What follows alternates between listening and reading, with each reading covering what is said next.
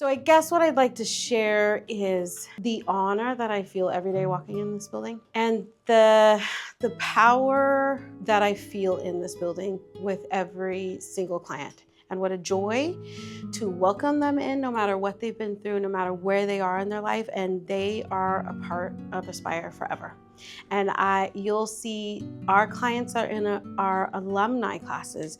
They continue to come and are volunteering to lead these because there's something special here about Aspire. And there's plenty of other treatment centers out there that are great and wonderful. But I think what makes Aspire is the people that work here and the people that we bring on that have life experience, that understand these clients, and the clients feel heard and understood.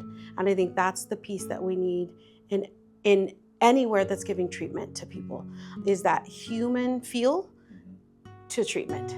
So it's not just the curriculum. We can have all of the evidence-based curriculum that we want, but if we don't have the people that we do here at Aspire that are willing to connect at a basic human level of acceptance, I think it's more difficult to get those clients to change.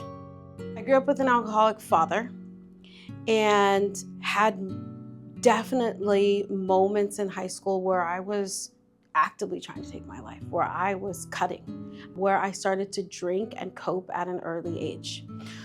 The one thing, it takes one thing to save somebody, right? We could all be that person on the street, but the one thing that saved me is in high school, someone said, "Have you ever been to Al-Anon?"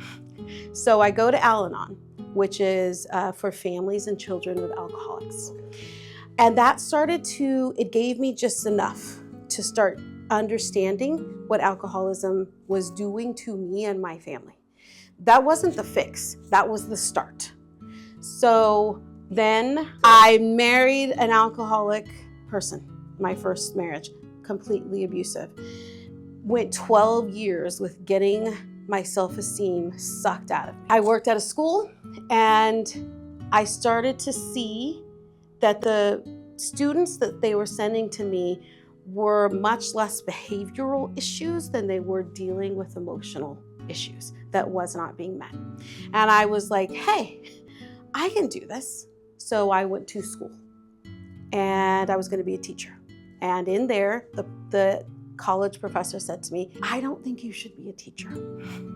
And he's like, "I shouldn't say that, but I think you should be a social worker." So I was like, okay. My first class, I was like, this is the place I should have been. And how the universe works out from all of my childhood to that marriage, to my job, and then ending up accidentally in the social worker position. And it could not have been more perfect. I have never regretted it. This is where I was meant to be. This is what I was meant to do. And that's why it doesn't feel like work. It feels like exciting and an honor, and it gives me energy. When we come into this field, almost all the time, someone's coming with a background. It is in part for you, for me, for them. There's nothing wrong about that. We just learn how to use that in a beneficial way for the client. So it absolutely is like a symbiotic, healing together. We can't say that, and we would not say that in the room. Okay. But when we're in supervision and we're talking about what's coming up for me.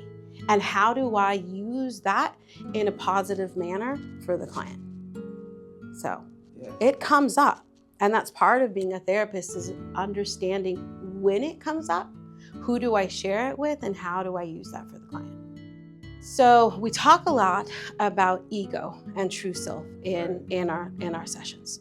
And we always start off with, ego is not bad. We all have an ego, right? And it can be useful in some places. However, when anything is out of line or not balanced, and now we're living straight through our ego, what we will find is we will not be happy. We're looking for the next fix, the next job, the more money. We keep going. That's the ego.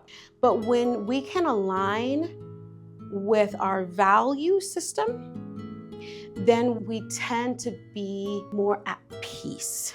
We're not keep looking. What else is going to fill that ego? It's like we find this peace and contentment. So ego's not bad.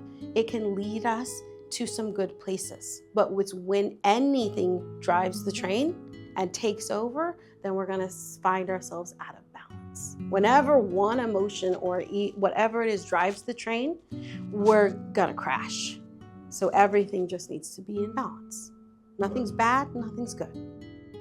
Happiness is good and fun, but if happiness drives, then it's almost like the other emotions don't have a purpose, and they do, right? If we were always happy and something sad happened, how do we deal with that? And what is sadness there to teach us? Sadness is there to teach us that maybe something was important. So if we didn't have sadness, how do we know what love is? How do we know what if something was good? Because now it's taken away. We'd just always be happy about everything, right? So every emotion serves a purpose and is giving us data. So happiness cannot drive alone either. The other emotions matter, and we can get data from them to decide what direction to go.